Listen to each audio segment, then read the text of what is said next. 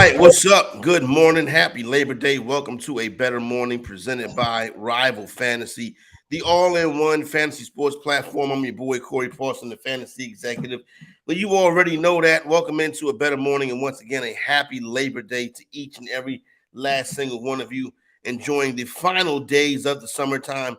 And obviously, if the Labor Day holiday is here, that means that we are pushing up against the start of the NFL season, and what a glorious time it is. Hope each and every last single one of you enjoyed your weekend and had the best of luck in your weekend drafts. I'll be talking about a little fantasy football coming up a little bit later on in the program. Also had a big night, big weekend in college football. Obviously, Coach Prime, number one story, not probably just sports-wise, but just news-wise, period, in the country. Get into that a little bit later on. But it is week one of the NFL season. And I want to start to go through some of these games and set up some of these storylines as we get ready to, what up, Toronto Dave, as we get ready to head into the season. And I want to start in Baltimore because that was kind of the starting place for the NFL offseason this year. You know, we went into this offseason, and obviously the Lamar Jackson saga with the Baltimore Ravens was the big deal. Was Lamar going to get his big contract extension? You know, he don't have an agent. He was covering himself. You know, how can he go out there and do that? And this is why, and yada, yada, yada, and this, that, and the third. And Lamar wants guaranteed money and the whole shebang. A lot of talk about Lamar Jackson when it comes to how he was going to handle this offseason. At times, it looked pretty shaky. But to be 100% honest, the Baltimore Ravens and Lamar Jackson got it done. And that seemed like the right thing to do. Now, Lamar has been hurt each of the last two seasons. And I will also say that when Lamar did get hurt, the Baltimore Ravens in each year was number one seed in the AFC. So you know what Baltimore is. It's Harbaugh. It's culture. It's a team that Ty Huntley almost beat the Bengals last year if it wasn't for a terrible fumble in that game. So Lamar Jackson puts this team over the top. Now, the past couple seasons, the problem has been the offense hasn't looked up to par under former offensive coordinator Greg Roman. The offense in Baltimore got kind of stale. It got kind of boring. Lamar was still doing a lot, but it's a lot of Deshaun Jackson, a lot of Marquise Brown, a lot of wide receivers Rashad Bateman last year, dudes that didn't make it, dudes that didn't get the job done. But now that Lamar Jackson has his bread and has his dollars, we got to start pushing Lamar Jackson to the next level because we've seen Joe Burrow in two AFC championship games. Patrick Mahomes go to the AFC championship game every year. Even Josh Allen has been there. But Lamar Jackson has not sniffed the AFC championship game yet. That needs to correct this season. He needs to stay healthy throughout the course of the entire season because we know what kind of dynamic weapon he is. New offensive coordinator in Todd Monken. It may take a little getting used to.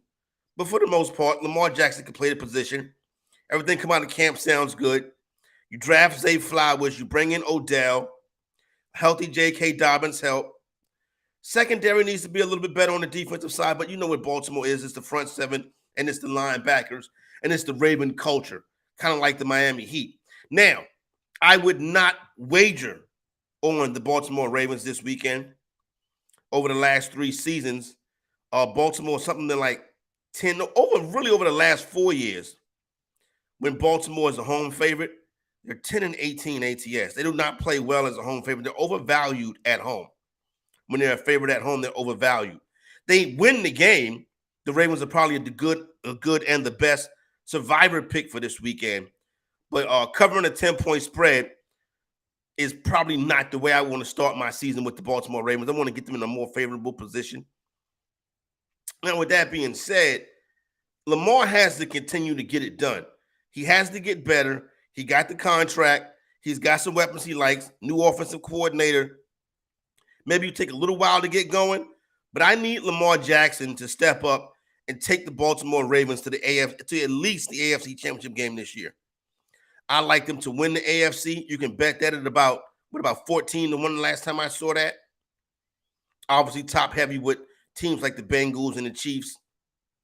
But I think the Baltimore Ravens are right in the mix like they were the past 2 years before Jackson got hurt. We know what Baltimore is. So Lamar Jackson, you got your bag. Now it's time for you to step up and show that you are an elite quarterback in the NFL like I called you last week. So go ahead, rubber meets the road. It's time for Lamar Jackson to prove it. You got all the pieces around you. Now, like I said, be wary of wagering on them this weekend. Now I want to go to another situation that was a big offseason storyline. What was the Green Bay Packers and Aaron Rodgers relationship going to be coming into this upcoming 2023 season? You know, Rodgers sat there arm in arm with Randall Cobb as the season ended last year, and the Green Bay Packers were eliminated from the playoffs by the Detroit Lions in that final game of the season, right? So then he goes into his pit of darkness. He comes out like the Pope. The smoke comes out. The smoke comes out, and Aaron Rodgers emerges, and he says that he wants the Green Bay Packers to trade him to the New York Jets. The Packers oblige because the Packers are ready to get started with their new quarterback. Jordan Love, Utah State quarterback from 3 years ago, has patiently sat and waited behind Aaron Rodgers. Now it is his time to take over the Green Bay Packers. This is a Green Bay Packer franchise with legendary quarterbacks for years and years and years now. You know about the time with Brett Favre and how he made Aaron Rodgers sit behind him.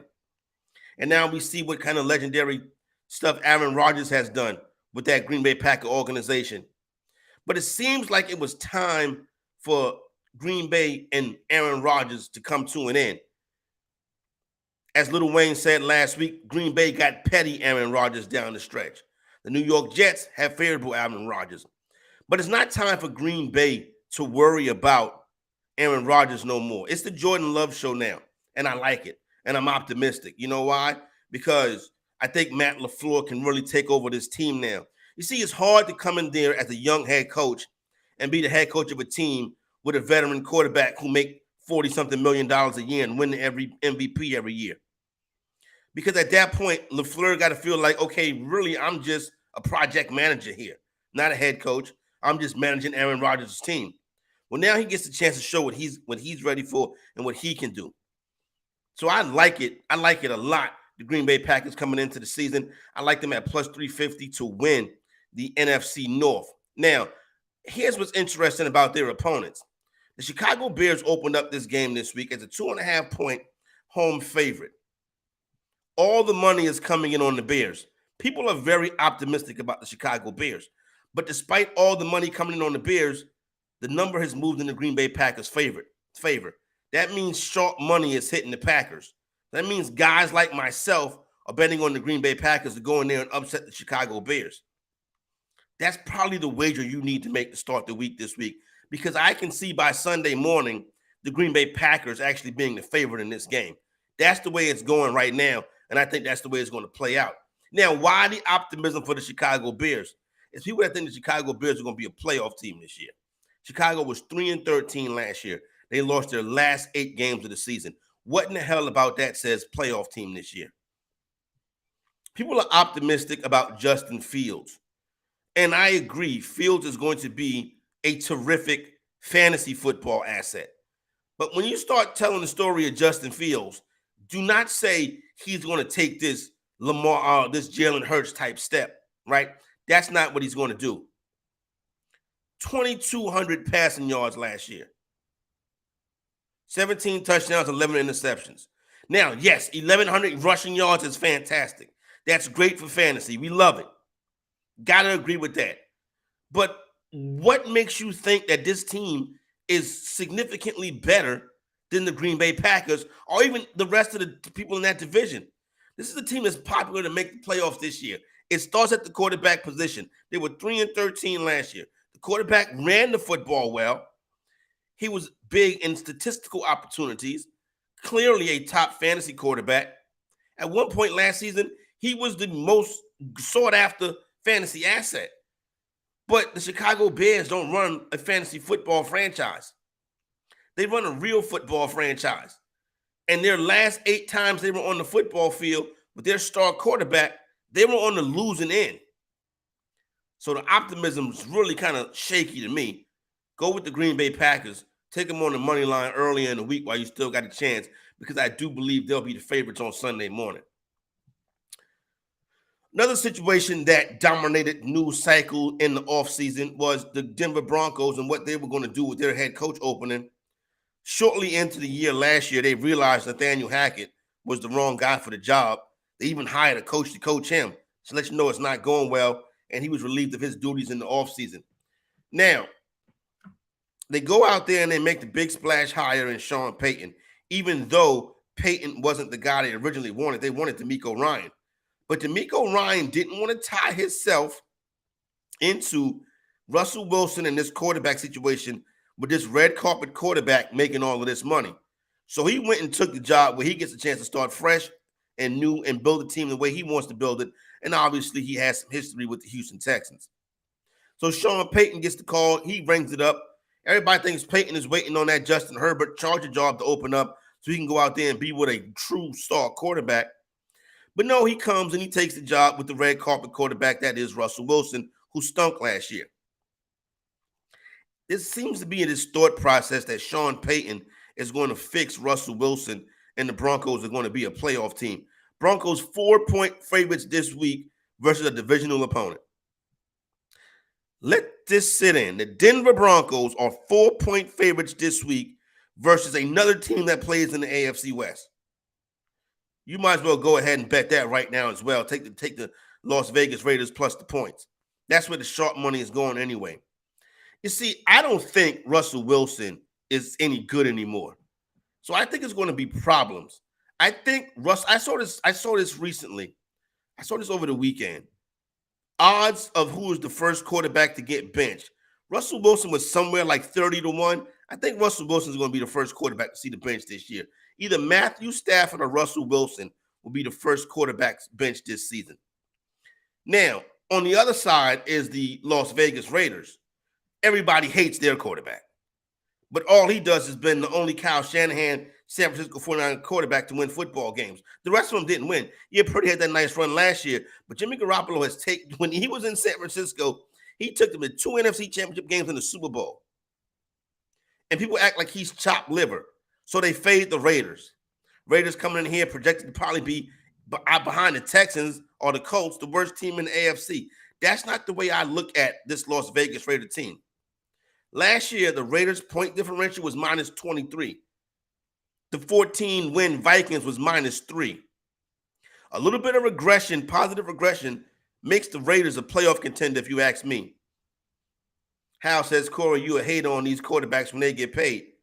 How? You think Russell Wilson should be making $45 million for what? Why would you pay him that kind of money? He don't deserve that bag. Kyler Murray, $46 million. He deserved that money? Anyway, I'm not hating on him. I'm just telling the truth. Russell Wilson, a celebrity quarterback. So, yeah, it's no reason to act like this Raider team is going to be the worst team in the AFC. That's a mistake. A little bit of luck. Listen, the Raiders were running down the stretch last year. They were playing tough. They were in every game. Now they got a quarterback that can actually run that system. Now, I disagree with McDaniels. McDaniels the type of guy that comes in there and I'm going to teach you and you're going to learn my system. That's a hard system to learn. So he struggled with that. Now you're bringing Garoppolo, a dude who's been in this system his whole career. As long as he stays healthy, the Raiders will be very competitive this season. I know you are chopping it up, Hal. Appreciate you listening this morning on this good Labor Day, right? So you look at the situation with the Raiders. I like them this week, and I think you got to be optimistic on what the Raiders are going to be in the future moving forward. Now, yesterday, I'm in here chilling, right? Watching college football, getting ready for the games, and getting ready to talk a little college football in a second, wrap up what we saw this weekend. And I get a phone call from my cousin that lives in San Diego. So when my cousin calls around Labor Day weekend, he's a postal worker out there in San Diego. I know more than likely he's at his fantasy football draft. So he calls me, and he's like, oh, who should I take? Like Nick Chubb or Dalvin Cook? I'm like, what the hell is going on? What are you talking about?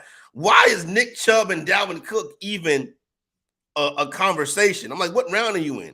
He's like, I'm in the second. I'm like, take Nick Chubb.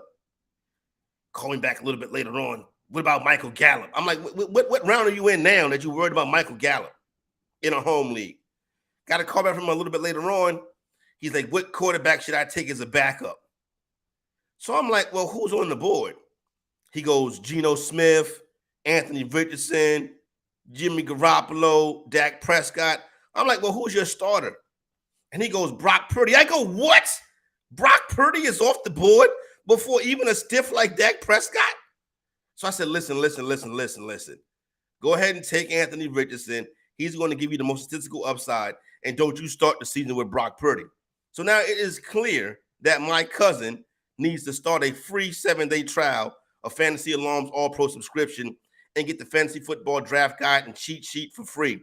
Once again, my cousin needs to sign up and start a free 7-day trial of Fantasy Alarm's All-Pro subscription and get the Fantasy Football Draft Guide and cheat sheet for free. He and you should go to fantasyalarm.com/draft, because if you don't want to look like the guy calling your cousin across the country to get fantasy football advice, if you're that guy, don't be embarrassed on draft day.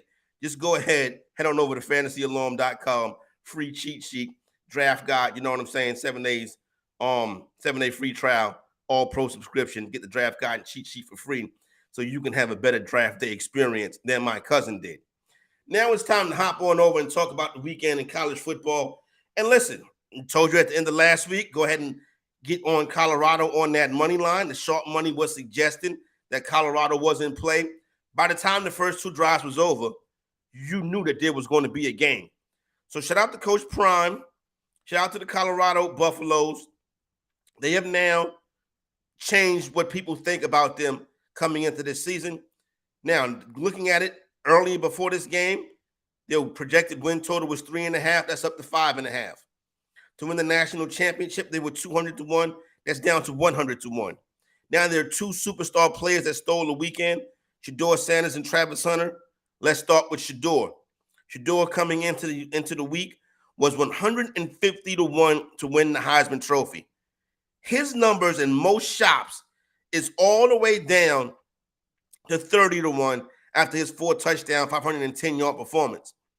But at FanDuel Sportsbook, Shedeur Sanders is still 100-1. FanDuel has not readjusted their Heisman Trophy odds yet. You can still get Shedeur at 100-1. Now, FanDuel is taking Travis Hunter down to 60-1, but most shops have Hunter at 30-1.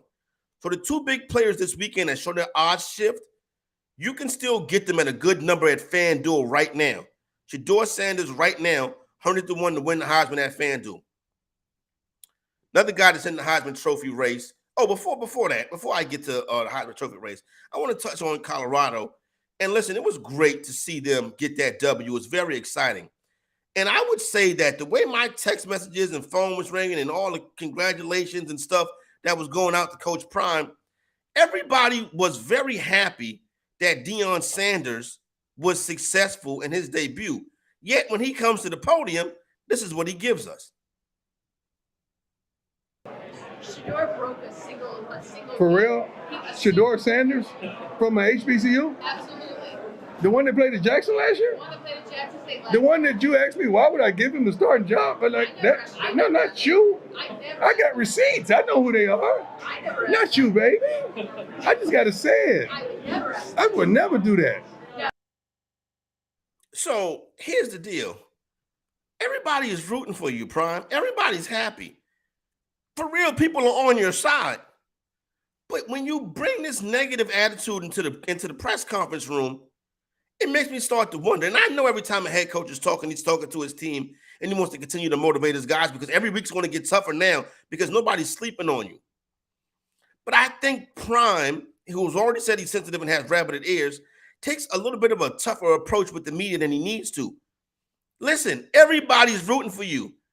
And not only that, how about the fact that you are acting like, you're being discredited and the media is treating you the wrong way?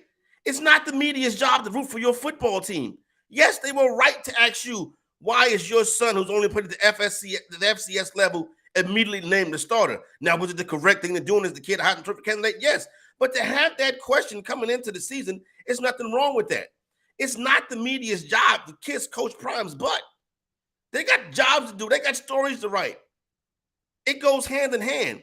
So, everything. I love Coach Prime. I'm a big fan. But when he goes at the media like this, to me, you know what I'm saying, it's not the best look. Now, getting on with the get down, Drake May, solid performance, starting off his season. Gamecocks looked terrible, so that was a bad look. Shout out to the Pac-12, 13-0 over the weekend. The Pac-12 looked fantastic. Michael Penix Jr. right now, the quarterback of the Washington Huskies, second in Heisman Trophy, in the second shortest odds to win the Heisman Trophy. Pac-12 quarterback Caleb Williams with the shortest odds. So Pac-12 getting it done. Florida State and Louisiana State, the big top 10 battle last night. Florida State wins the game by 21 points. Florida State dominant 45-24 over LSU. Now, Florida State beat LSU to start the year last year, and LSU still ended up having a shot to make it to the college football playoff at the end. But Florida State looks very tough this year. LSU is going to take some time. Jaden Daniels did not play well. Jordan Travis had his moments. Love Keon Coleman and Johnny Wilson, two wide receivers Florida State picked about the transfer portal. So there you go right there. Florida State is the real deal. They look tough. They look legit. LSU still has some work to do. Do got a college football game tonight, ACC action. Riley Leonard versus Cade Klubnik. Clemson travels to Duke, another North Carolina, South Carolina battle, this time with private schools. But I'd say this. Clemson as an in-conference home favorite, Clemson as an in-conference road favorite is normally a pretty profitable spot. But there's a sweet spot around 13 to 14 points. When they are favored by that much, they tend to not cover the spreads in those games. I would take the 13 with Duke tonight. I think Duke is going to have this be a football game into the fourth quarter. So now, Better Boss is asking about FSU, LSU close at halftime, then FSU dominated. Listen, Brian Kelly is a very good head coach. And I think he's a better head coach than Mike Norvell. I think it's going to take LSU a little bit of time to get it together. Jaden Daniels was not good yesterday. Another thing, LSU couldn't get off the field on third down. Situational football is so important. You got to get off the field on third down. And when you have the ball on third down, you got to keep drives going. That's really what you're going to see this NFL weekend. The teams that can get off the field on third down and stay on the field on third down will be the teams that end up winning this game. But I do like the Duke Blue Devils tonight to go ahead and get that done. So once again, to wrap it up, happy Labor Day to everybody getting ready for a big NFL. We are officially into week 1 of the NFL season. So I want you to go out there and do everything you need to do to be successful getting into this week as we get ready to start tabulating scores later on this week. Coming up next is Sportstopia Fantasy Fire and Ice MLB at 9:30 with my friends Drew Silver and Chris Crawford. So hang out, chill out, wake up for that. Don't forget, once again, shout out to Rival Fantasy. Go check them out. Now, for Heather Klein, it's Corey Parson, the Fantasy Executive, wishing you